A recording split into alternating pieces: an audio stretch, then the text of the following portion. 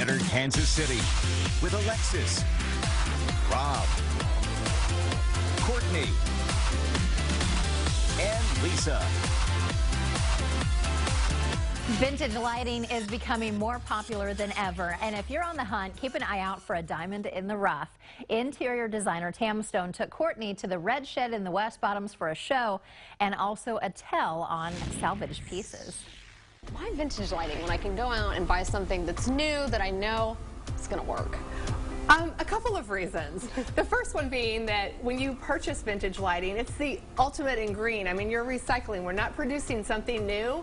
And I find no matter what, when I find great vintage pieces, think about great Tiffany lamps or Art Deco sconces or something like that, they're solid. They're just built so well, and they have that really great character to them, like a kind of a fine patina that and something new doesn't have. It's almost like putting really great jewelry on a simple black cocktail dress. I mean, it just makes everything sparkle. So I like using vintage lighting. I use it almost exclusively in my homes that I design, just because it adds that little bit of character of unexpected in the home. Say I walk in, maybe there's only one of something and I need more lighting. You say, if you can't find it, create it. Yes, there's two things you can do.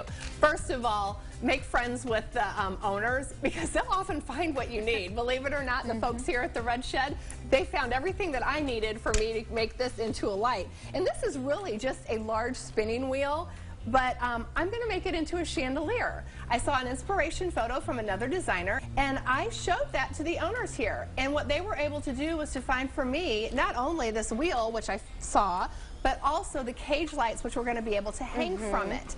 And so don't be afraid to be creative and find something new and appealing that you can do. I'm going to have this rewired.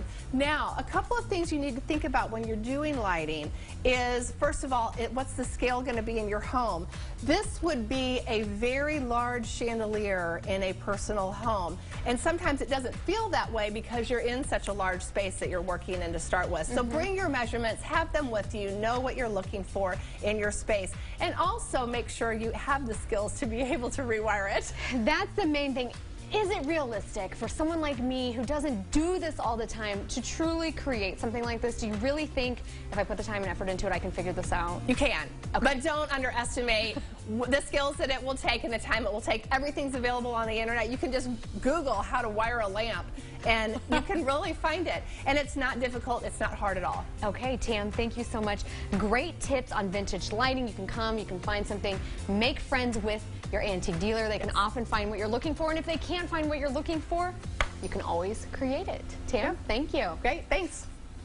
Those are some incredible ideas. A wagon wheel into a chandelier, who would have known? So cool. Well, if you're not totally into reimagining pieces, next week we're going to give you some tips for bringing vintage lamps back to life. Alexis.